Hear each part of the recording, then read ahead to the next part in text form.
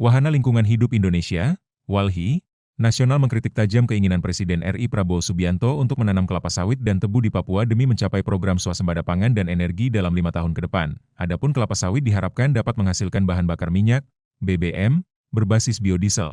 Sedangkan tebu dan singkong untuk produksi etanol. Keinginan Prabowo tersebut menuai kontroversi lantaran disampaikan di tengah bencana banjir bandang dan tanah longsor di Sumatera yang diduga diperparah oleh deforestasi atau penggundulan hutan secara masif untuk perkebunan maupun pertambangan. Jumlah korban bencana di Sumatera Utara, Sumatera Barat, dan Aceh kini telah mencapai lebih dari 1.000 korban jiwa. Data Badan Nasional Penanggulangan Bencana, BNPB, per Jumat, 19 Desember 2025. Hari ini mengungkap, ada 1.071 orang tewas, 185 orang dilaporkan hilang, dan 526.868 orang terpaksa mengungsi. Para penyintas bencana harus menghadapi perjuangan keras untuk bertahan hidup.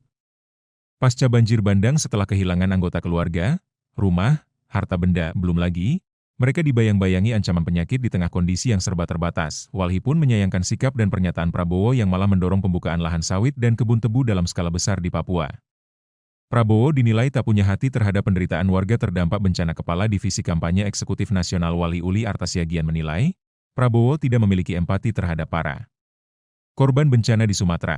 Presiden Prabowo seperti tak punya hati dan empati atas penderitaan rakyat di Aceh, Sumatera Barat, dan Sumatera Utara, juga seluruh rakyat Indonesia yang selama ini menjadi korban pembangunan dan pertumbuhan ekonomi, kata Uli dalam siaran pers, Jumat, 19 Desember 2025.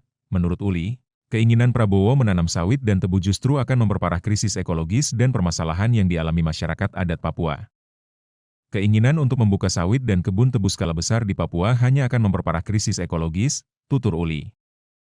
Selama ini rakyat Papua juga telah mengalami perampasan wilayah adat akibat izin-izin yang diterbitkan pengurus negara.